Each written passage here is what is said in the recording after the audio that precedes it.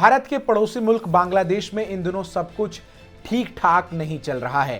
शेख हसीना के तख्तापलट के बाद से बेपटरी हुए देश के हालात लगातार बिगड़ते जा रहे हैं। इन सब के बीच बांग्लादेश के अंतरिम सरकार के मुख्य सलाहकार मोहम्मद यूनुस चीन के 4 दिवसीय दौरे पर बीजिंग पहुंचे, जहां उन्होंने चीन के राष्ट्रपति शी जिनपिंग से शुक्रवार को बीजिंग में मुलाकात की। इस मुलाकात में क्या कुछ बात हुई और क्यों शी जिनपिंग से मिलने के लिए मोहम्मद यूनुस पहुंचे और भारत का चीन के बांग्लादेश के इस दौरे से क्या कुछ असर पड़ेगा, इस वीडियो में आपको हम बताएंगे। आप देख रहे हैं एनडीटीवी इंडिया का डिजिटल प्लेटफॉर्म, मैं हूं आपके साथ चंदन भारद्वाज। दोनों नेताओं की मुलाकात ऐसे समय में हुई है जब भारत के साथ बदलते रिश्तों के बीच बांग्लादेश को नए सहयोगियों की तलाश है। बांग्लादेश की राजधानी ढाका में सेना की तैनाती, सैन्य अधिकारियों की इमरजेंसी बैठक, छात्रों के विरोध समेत कई अन्य वजहों से बांग्लादेश में एक बार फिर से तख्तापलट की चर्चा शुरू हो गई है। इस बीच बांग्लादेश की अंतरिम सरकार के मुख्य सलाहकार मोहम्मद यूनुस का चीन का यह दौरा काफी अहम माना जा रहा है। यूनुस बुधवार को चीन के हेनान शहर पहुंचे थे, जहां उन्होंने बोआओ फोरम फॉर एशिया के वार्षिक शिखर सम्मेलन में हिस्सा लिया। बांग्लादेशी मीडिया की खबरों के अनुसार बोआओ फोरम फॉर एशिया वार्षिक सम्मेलन के इतर यूनुस ने चीन के कार्यकारी उप प्रधानमंत्री डिंग शुआशिंग के साथ बैठक में विकास परियोजनाओं के लिए चीनी समर्थन मांगा। उन्होंने बांग्लादेश को दिए जाने वाले चीनी ऋणों के ब्याज दरों को 3% से घटाकर 1-2% करने के साथ ही बांग्लादेश में चीन द्वारा चलाई जा रही परियोजनाओं पर प्रतिबद्धता शुल्क में छूट की भी मांग की।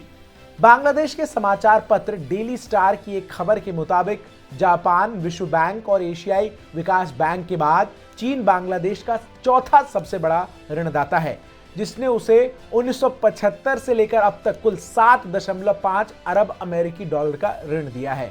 डिंग के साथ अपनी बैठक में यूनुस ने वस्त्र, इलेक्ट्रॉनिक वाहन, हल्की मशीनरी, उच्च तकनीक वाले इलेक्ट्रॉनिक चिप विनिर्माण और सोलर पैनल उद्योग समेत चीनी विनिर्माण उद्योगों के लिए उनके देश में स्थानांतरण के लिए बीजिंग से मदद भी मांगी है। वहीं यूनुस ने रूस के उप प्रधानमंत्री एलेक्सी ओवरचुक से भी मुलाकात की। इस बैठक में ओवरचुक ने बांग्लादेश को अधिक गेहूं और उर्वरक निर्यात करने में रुचि व्यक्त की है। उन्होंने कहा है कि रूस बांग्लादेश को अधिक गेहूं और उर्वरक निर्यात करना चाहेगा। बैठक के दौरान दोनों नेताओं ने रूस द्वारा वित्त पोषित रूपपुर परमाणु ऊर्जा संयंत्र के संचालन पर भी चर्चा की।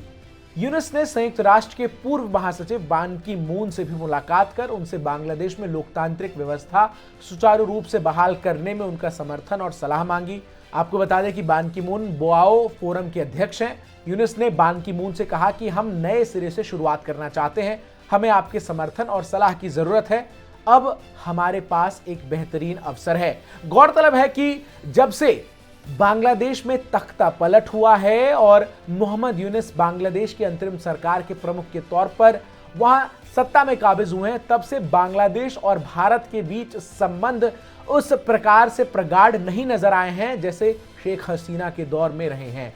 चीन लगातार बांग्लादेश को अपने पाले में करने की कोशिशों में जुटा हुआ है और जिस तरीके से अब मोहम्मद यूनुस चीन के राष्ट्रपति शी जिनपिंग से मिलने के लिए बीजिंग पहुंचे हैं, ऐसे में आने वाले समय में चीन और बांग्लादेश के बीच नजदीकियां बढ़ने की संभावनाएं लगातार तमाम एक्सपर्ट्स जता रहे हैं। तो वहीं पाकिस्तान से भी बांग्लादेश के संबंध जिस प्रकार से लगातार बढ़ते हुए नजर आए हैं, ऐसे में चीन और पाकिस्तान एक साथ होकर बांग्लादेश को अपना सहयोगी बनाने को बेताब नजर आते हैं। लेकिन एक बार फिर से जिस तरीके से बांग्लादेश के शीर्ष सैन्य अधिकारियों की बैठकों का दौर शुरू हुआ है, छात्रों का आंदोलन एक बार फिर नए सिरे से खड़ा होता हुआ नजर आ रहा है। और इन सब से इतर अमेरिका में जब से डोनाल्ड ट्रंप सत्ता में आए हैं और जब भारतीय प्रधानमंत्री नरेंद्र मोदी अपने अमेरिका के दौरे पर थे, तब वहां ट्रंप का दिया गया एक बयान प्रधानमंत्री नरेंद्र मोदी के सामने, जिसमें वो कहते हैं कि मैं बांग्लादेश को प्रधानमंत्री मोदी पर छोड़ता हूं। ये दिखाता है कि आने वाले समय में बांग्लादेश में अभी पिक्चर बाकी है।